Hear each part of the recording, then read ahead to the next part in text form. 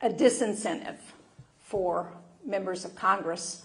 The conventional wisdom, knock on wood as a Democrat, is that Congress is going to flip to Democratic hands and that will have a check on what the president does. There is legislation that I've introduced. The other real check that we have in Congress is that we fund the government. And while President Trump has made a point of doing many things that he wants to do regardless of what we in Congress say through executive order, the courts have stepped in ways that have been significant to prevent certain actions. And we have the power of the purse. And we have put funding in for Ukraine that the president didn't support. We've put funding in for a whole range of programs. And so there is that also that acts as a check. Midterm elections in November, but some time to go. If we look at what has happened just in 1 year, it seems like 1 week in politics is a long time, so a few months is certainly a long time for us to wait. I'm very happy to open up to questions from all of you. I am sure that there will be many. Can I ask you, there will be microphones circulating, I believe. Do we have microphones circulating? Yeah. Please state who you are, where you're from, as a representative from an organization, or as a citizen, or student, or and a brief question, please. If we take 3 questions at a time, is that? Sure. Yeah.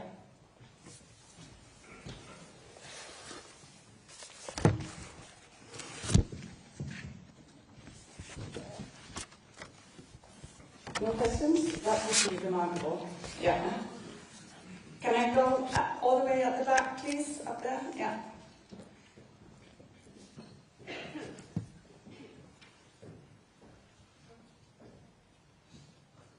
Hi, my name is Anders. I'm a student here at KU studying history.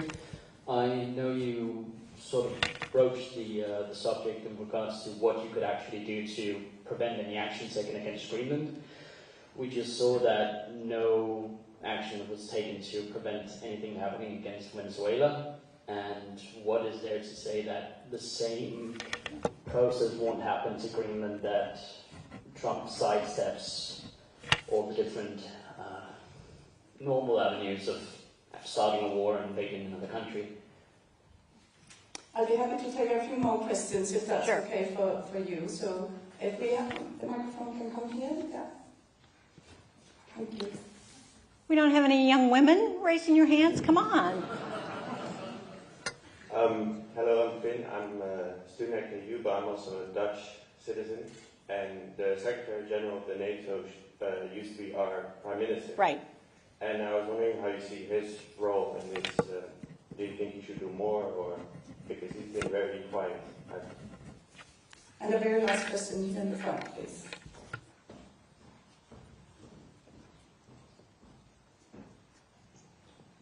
Hi, my name is Daniel Tolman. I'm a journalist at Danish newspaper Berlingske. This Trump's clear interest for Greenland seems to be a thing that just doesn't want to go away.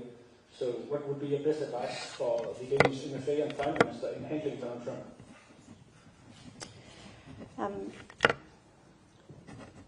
A broad range of questions. Yes.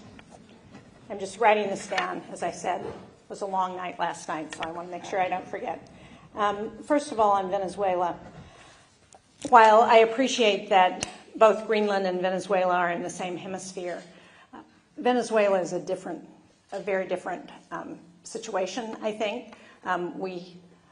The president used as his motivation to go into Venezuela the fact that there was an indictment against Nicolas Maduro and his wife for their activity with drugs, with with terrorist organizations, with cartels in Latin America. And he also was an illegitimate president in Venezuela because, as I'm sure all of you followed his election the last election in Venezuela, where he was overwhelmingly defeated by the Venezuelan people, and yet he refused to step aside because of that. So I think it's a very different situation, because Greenland, as the Greenland Prime Minister Nielsen just told us, not just shares our values, but it also, the people of Greenland want to make sure that they determine their own futures, and they have elections, they are self-governing. So I think it's a different situation. Now, you ask about the Trump focus on Greenland.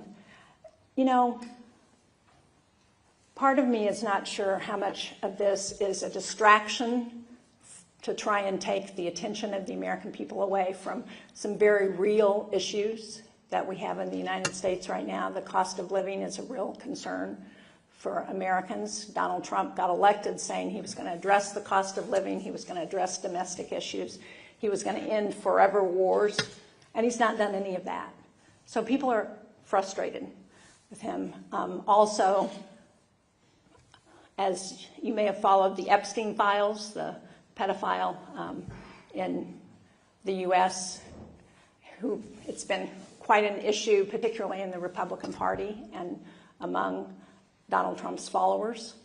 And, you know, Trump is a master of having a problem over here and saying, oh no, don't pay attention to this problem, look over here at this shiny object that I want people to focus on. And so I don't know, who knows it's hard to know what Donald Trump's real motivation is. But I do think there is some of that going on in terms of the focus on Greenland. There's also the suggestion among some that he wants to be a president who expands the territory of the United States. Well, I think nobody in the United States, and certainly nobody in Greenland or Denmark, think that willingly giving over a sovereign nation to the United States is something that is in the interest of any of those three countries. So I think, to the Venezuela point, this is a really different situation. On Secretary General Ruta's role in this, what I'm hearing is that he's been working behind the scenes. As you know, a number of NATO countries are doing exercises in Greenland now and sending troops in. I think he's had a role in helping to make that happen. And certainly he helped to negotiate the 5% increase in GDP among NATO countries in a way that I think has strengthened NATO. So far I've been a fan of Secretary General Ruta. I think he's doing a good job. And as I said, as part of the Senate NATO Observer Group, we have been to the last 5 NATO summits, and I have only seen NATO get stronger. That, for me, is one reason I'm so troubled by the president's rhetoric, because I think it does undermine that trust, as I said in my remarks, that is required for that kind of a military alliance. Very good. I think that there was a sense in the Danish media after the meeting the other day with J.D. Vance that, you know, this was the best possible outcome. We didn't see an escalation as a result of this meeting, and in fact there was an agreement to keep talking. That very quickly turned around, and I think it's a very new world for the Danish diplomacy, very experienced ministers Right. showing up, and then things actually don't play by the book that we know. Can I ask you, before again I take another round of questions, what would be your advice and your take on what is to come, even in the next weeks? What rules can we play by? Well, unfortunately, Donald Trump seems to have thrown out a lot of the rules of foreign policy, which is frustrating to so many of us in Congress and unfortunately to many members of his own party who will talk about that behind closed doors but are reluctant to stand up to him. But your ambassador to the United States has been very effective at meeting with members of Congress on both sides of the aisle, talking about the situation and about how to move forward. Yesterday, a number of us on the Foreign Relations Committee met with your Foreign Minister, Rasmussen, and with the Foreign Minister of Greenland to talk about the situation and what we could do going forward, how we could keep the focus on the importance of the relationship. And I think that is one of the things that we can do. In addition to legislation, those of us who have been outspoken about the situation, we need to keep talking about it. One of the things that some of you may have seen Senator Tillis in his speech on the floor of the Senate talking about how stupid it was that the administration is talking about this. And when we were in the meeting with your Prime Minister, he said, I'm going to go to the floor every week and I'm going to talk about this and I'm going to try and get other Republicans to do that. And I think continuing to speak out, continuing to push legislation, continuing to raise the issue is really important for all of us to do, not just as elected officials, but other people who have interests in what's going on in world affairs. In New Hampshire, we have something called the Council of World Affairs. And looking at those organizations, those NGOs that have a stake in the international world order and trying to get them to also weigh in on what's happening as a result of this rhetoric, I think is important. Thank you. I have a question here in the front, and here to start with. Thank you. We got to get this woman here too. Yeah, we will go to afterwards. I have spotted them. Yeah, yes, very good. Stefan Grant from the Danish Broadcasting. Senator Shaheen, what's your time frame for this conflict? How far do you think it will go? Will it be done by midterm election before that? Or will this be something which will continue with the President's attempts to annex Greenland?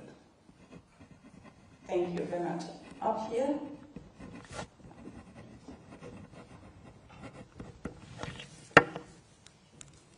Hello, my name is Anna Bunmi-Makova. I have previously worked in California. Currently, I work at the Danish Technical University. I have written. Do you teach? Are you a teacher? I'm not a teacher. I work with researchers to help them work with public authorities on deep technology development and innovation. Given the recent developments, how do you see these changes affecting the scientific community, both in terms of research freedom and international collaborations? We do have a lot of research collaborations with the US, as you all know, especially also in Greenland. Thank you. Excellent. Another question here in the front. Do we have a microphone on the way? Yeah. Hey, excuse me. Here. Yeah, thank you. Thank you so much for taking time to see us. I'm head of studies, a small collaborative engineering program between the Technical University of Denmark and the government of Greenland. So this question is slightly on a more personal note. I mean, it takes part half of it in Greenland, and at present I have students, both Danish and Greenlandic students, very concerned about the situation now. I'm very concerned about the situation, sending teachers. What would your word be to them?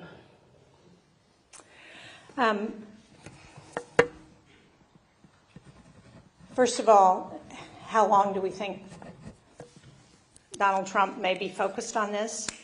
I have no idea. Who knows what Donald Trump is going to do. But I do think, as I said, as we get into the election season, which has already started in the United States, there are a lot of primaries that are happening in the next couple of months, that there will be more and more focus on the to use Tom Tillis's words, the stupidity of what's being proposed by the president, and that that's helpful. You know, I am very distressed, as are a lot of scientists in the United States, about what this administration is doing to science and research. All you have to do is look at Robert Kennedy, who's the head of our Department of Health and Human Services, and his vaccine denials to know that there are real issues that are being created in the scientific community right now, and the failure to fund so many, particularly medical research. In New Hampshire, we have something called Dartmouth Health, that is our health system in my state, that is known throughout the United States. And of course, I'm only about an hour from Boston, which has one of the most impressive medical communities in the United States. And to see what's happening to research for science and technology. Again, it's not just a problem for the United States. It's a problem as we think about what is not going to get done over the next 3 years during this administration, the problems we are not going to solve because of the failure to fund science and technology. So it's very disturbing, and there's a lot of concern about it in the United States. And my message to your students is continue your work. It's important. It's important for what they're doing, it's important for their futures, and it's important for the long-term relationship. You know, one of the things that struck me as we were meeting with the Danish ambassador and the Greenlandic ambassadors was when the ambassador from Greenland said, you know, we share the same values. You know, it's not like we're talking about a country that we have no understanding of, that we have no history with. We've been on the same side, and we need to continue to encourage that.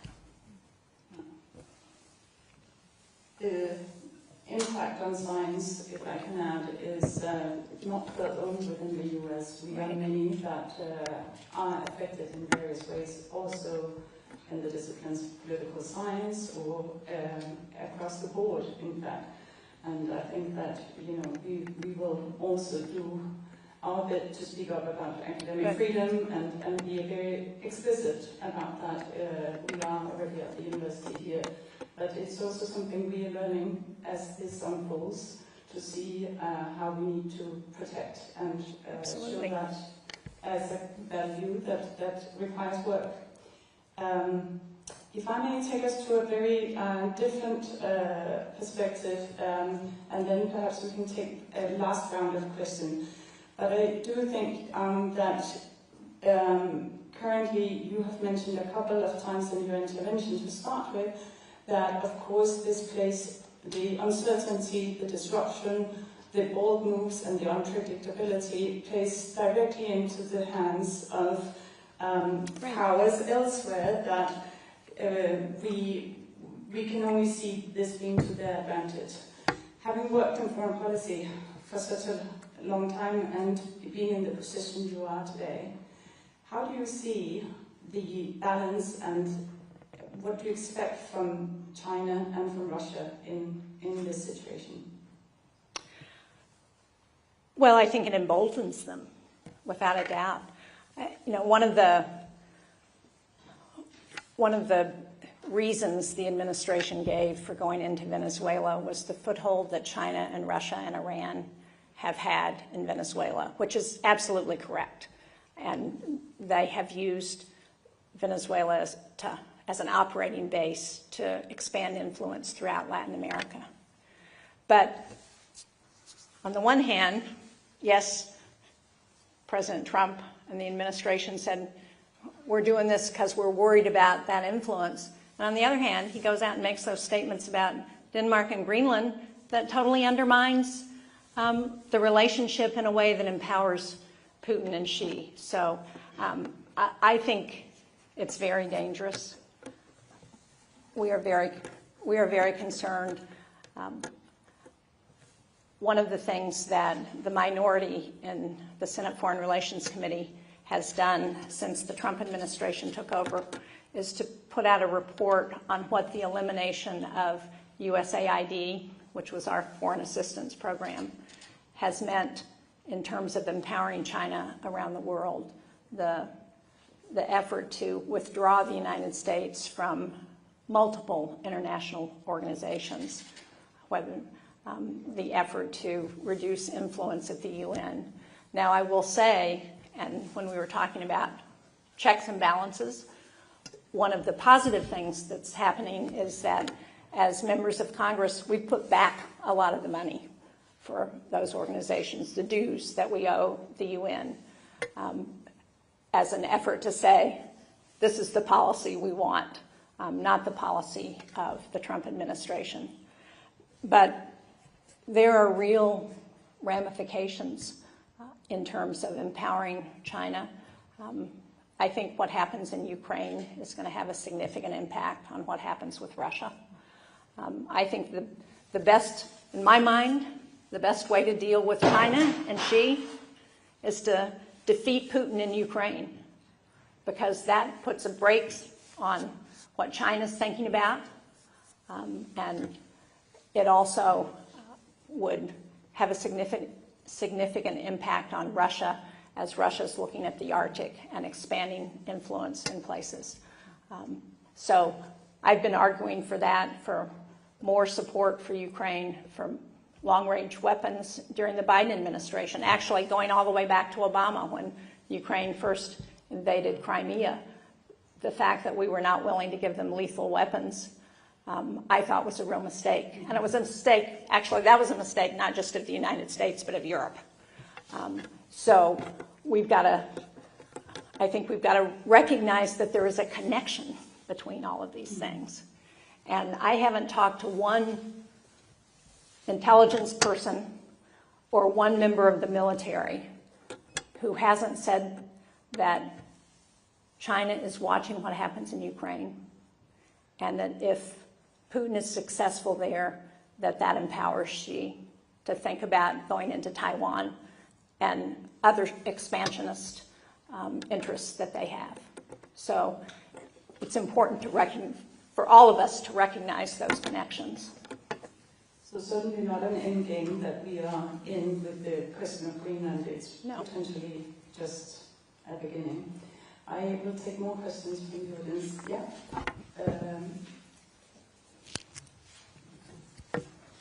I'm sorry to make you run up and down a bit, but I would like to take some of our students.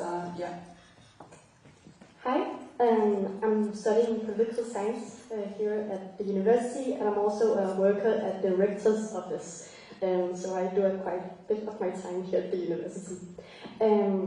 I feel that the entire scene involving Trump, Vance, and Zelensky was the first major shock from this time's Trump administration to the world order as we knew it. And then there's this whole situation with Greenland, which I also see as a potential breaking point within the Republican Party. You, as a Democrat, do you sense a growing divide inside the Republican Party between those who support NATO and Europe and those who are more critical of these alliances? And do you think this internal divide could shape Trump's administration and actions going forward, potentially actually pushing him to pull back from this line against Greenland? Thank you. We'll take one more over here and then come to you. Yeah. Thank you. My name is Gustav. I'm also a political science student at the university. Thank you, Senator Shaheen, for being here. My question is primarily about how we rebuild the trust between the American and Danish society, because I hope in some way soon that we can move past this. How do you see that we can keep these bilateral ties open in the future? Thank you. And we have the last question here. Hi, Senator Shaheen. My name is Adam. I'm an engineering student at the Technical University. And I want to ask you a question about the armed forces of the United States. You talked about it in the end, but I know that the officers of the United States Armed Forces swear an oath to the Constitution. Right. Do you have any idea of the sentiment in the armed forces regarding all of this situation, both Venezuela, Greenland, and so on? Thank you. So to start with the divide in the Republican Party, what I think shapes the president's actions probably more than that right now is public opinion. And, you know, it's a democracy like Denmark is a democracy. I spent some time teaching at I didn't teach, but I was the head of the Institute of Politics at the Kennedy School at Harvard for a while. And one of the things I used to say to the students is, I think democracy works. Doesn't always work the way I want it to. And that's one of the challenges in a democracy. But I do think that this White House is looking at the polls, and they're seeing that the American people are not happy. So to what extent will more of my Republican colleagues be willing to stand up and say they disagree with the president? It's not clear, but we are seeing some breaks in the united front. Last week, the House, one of the fights we've been having, and we had a government shutdown that went on for a very long time, the longest in history, and it was over whether we were going to continue to help people pay for the cost of health insurance. Healthcare is a big issue in the United States. And one of the things that happened last week is that 17 Republicans joined the Democrats in our House with something called a discharge petition to pass an extension of help for people who are losing their health insurance. We had 5 Republicans join us in passing a war powers resolution last week. Now, 2 of them flipped under pressure this week, but it shows that we're beginning to see some divides that are affecting people because, as I said, we've got midterm elections this year, and conventional wisdom is that Democrats are much more likely to take the House than Republicans. And so that gives people in the Republican Party pause, and they're looking at what people are concerned about very carefully. I think we've all got to work at rebuilding trust. You know, that's one reason I'm here. It's one reason our delegation is here, because we're concerned about what's happening as the result of the president's rhetoric. And we want to say very directly to you in Denmark, to you in Greenland, we think this relationship is really important. And that's why we're here. And we got to think about other ways to continue to do that. I think as young people, you're really important in that. One of the things that distresses me about the changes to foreign assistance in the United States is that so many of the exchange programs have been defunded by the administration. Now we're trying to put some of that money back in. But that's one of the best ways to encourage relationships going forward is getting to know each other. I'm a big fan. I don't know if any of you have participated or you know anything about FIRST robotics competition. Is anybody here it's a global effort to get young people engaged in the STEM subjects, science, technology, engineering, and math. And it started in New Hampshire with an entrepreneur named Dean Kamen, who invented the insulin pump and the Segway. Some of you, particularly you science and technology students, may have heard of Dean. But the idea is, how do we get kids as excited about STEM subjects as they are about sports? So it's this game. And now it's gone global. There's a global competition, and students from countries all over the world send teams, and they compete. This year it's going to be in South Korea. Last year it was in Greece. But But what better way to rebuild trust and relationships than for people to get to know each other? So I understand that this is not going to happen overnight, because once that trust is broken, it takes a while to rebuild it. But it's on all of us to help do that. The final question was about sentiment. That's all I wrote down. What was the rest of that question? The sentiment in the armed forces of the United States. Oh, yes.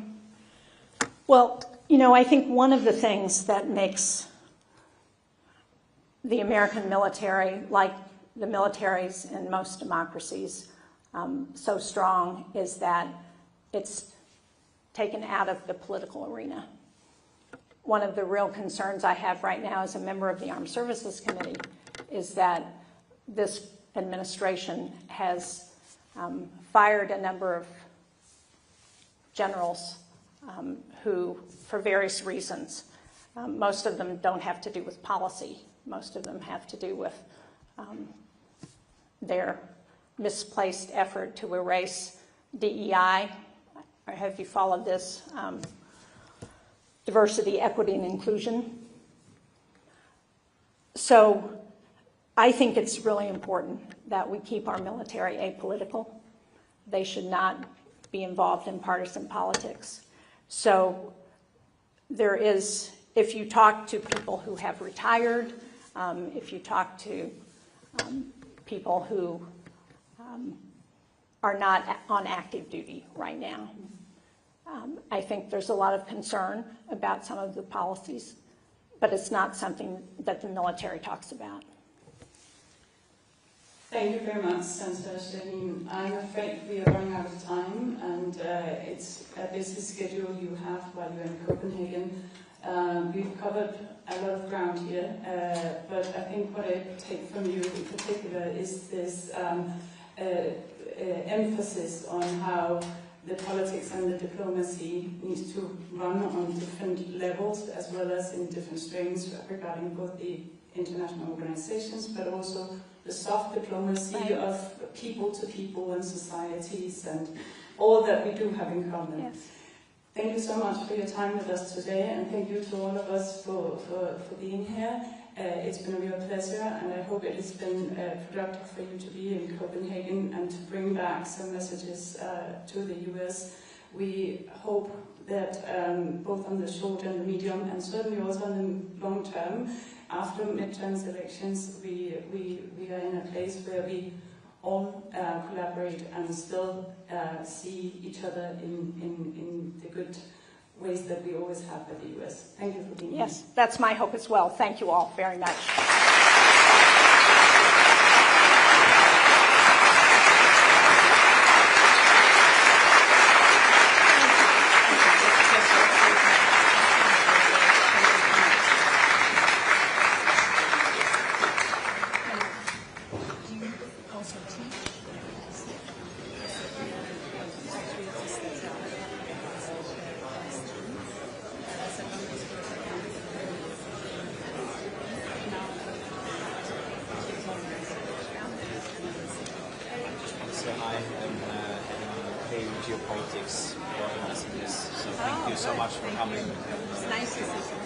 Yeah, I mean, it's the issue of the day, so maybe we'll show up. Thank you very much.